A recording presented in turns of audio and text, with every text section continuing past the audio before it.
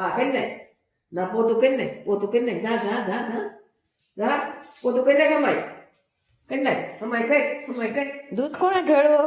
આમ જો હજી જોઈ ઈ તો આ કરી નાખ આ જો કૃષ્ણ જય માતાજી. કેમ છો બધા? મજામાં જશો? તો હવે આપણે થોડોક નાસ્તો બનાવવાનો છે. સરસ મજાનો શક્કરપારા અને ચેવડો.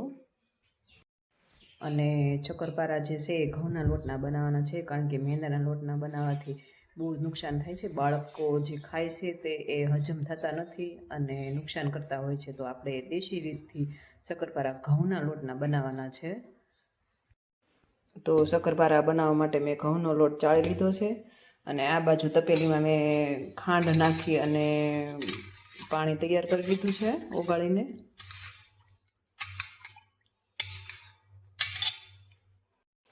હવે એમાં નાખીશું થોડુંક મોણ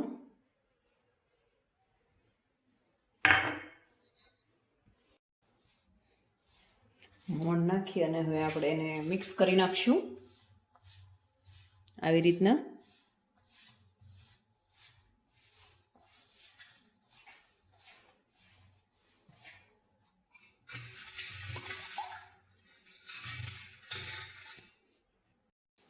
ત્યારબાદ થોડું થોડું પાણી ઉમેરી અને લોટ બાંધી લઈશું.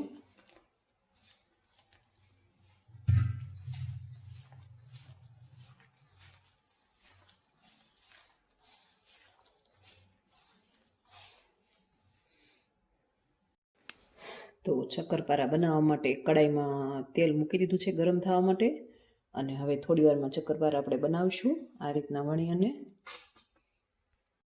તો શક્કરપારા બનાવવા માટે આ રીતના લોટ લઈ લેવાનો છે લુયો, જેમ આપણે રોટલી વણતા હોય તે રીતે વણી નાખવાના છે.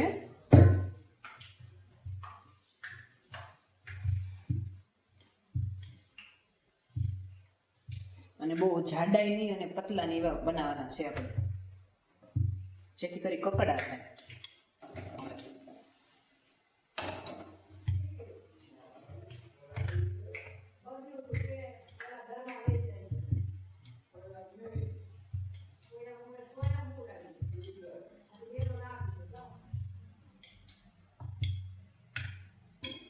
જાડો લોટ છે એટલે આ કિનારાનો આ પ્રોબ્લેમ તો રહેશે જ તે, કારણ કે જાડા લોટમાં આવું થતું હોય.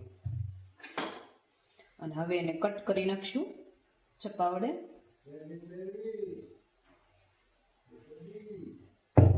આ રીતના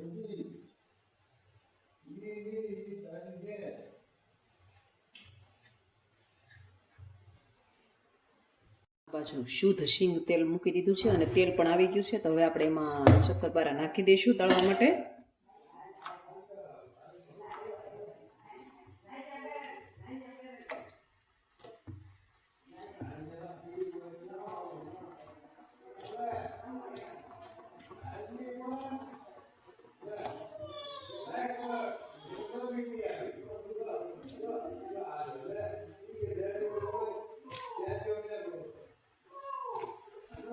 શક્કરપારા જ્યારે બ્રાઉન કલરના થાય ત્યારે આપણે કાઢી નાખવાના છે. સરસ મજાના તૈયાર અને બિસ્કિટ જેવા ખસ્તા શક્કરપારા તૈયાર થઈ ગયા છે. જુઓ.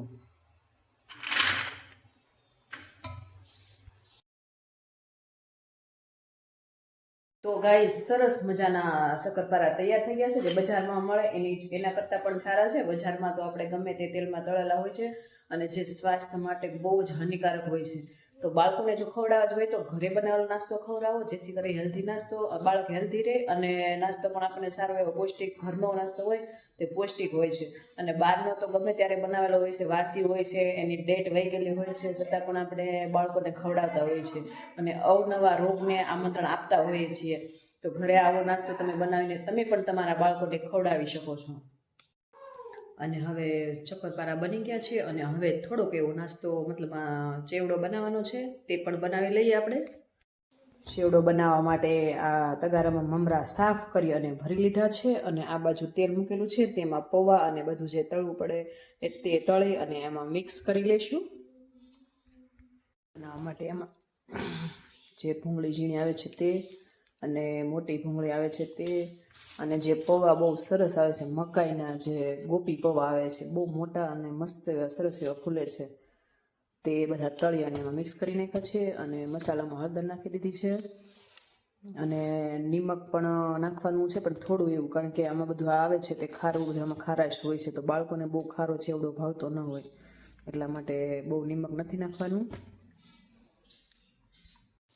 અને હવે તાજી તાજી લીમડી છે લીલી, તે હવે તળી લઈશું.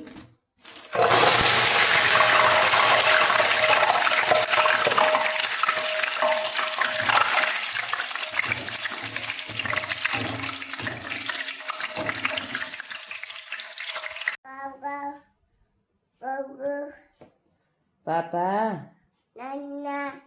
મામા, કાકા, નન્ને કાકા તો તક મર્યા ખાઈ ધૈર્ય ભાઈ તાઈ જતા તક મર્યા સંજી લેતા સમસી લેતે જો આખો બગડો જો સંજી લેતા જો વેજા વેજા વેજા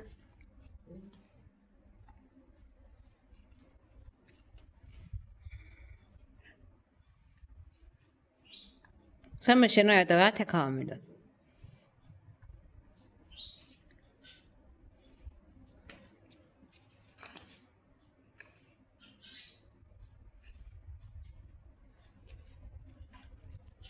ભાઈ નાસ્તા પાણી કરીને હવે બહાર નીકળી ગયા છે પવન ખાવા માટે. હે ધૈર્યભાઈ, હે ને પવન ખાવો ને ટાઢો ટાઢો.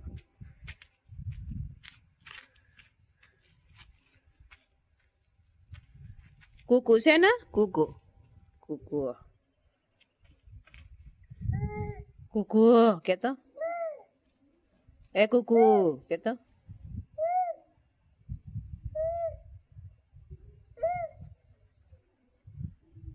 નાસ્તો કરવા માટે પહોંચી ગયા છે.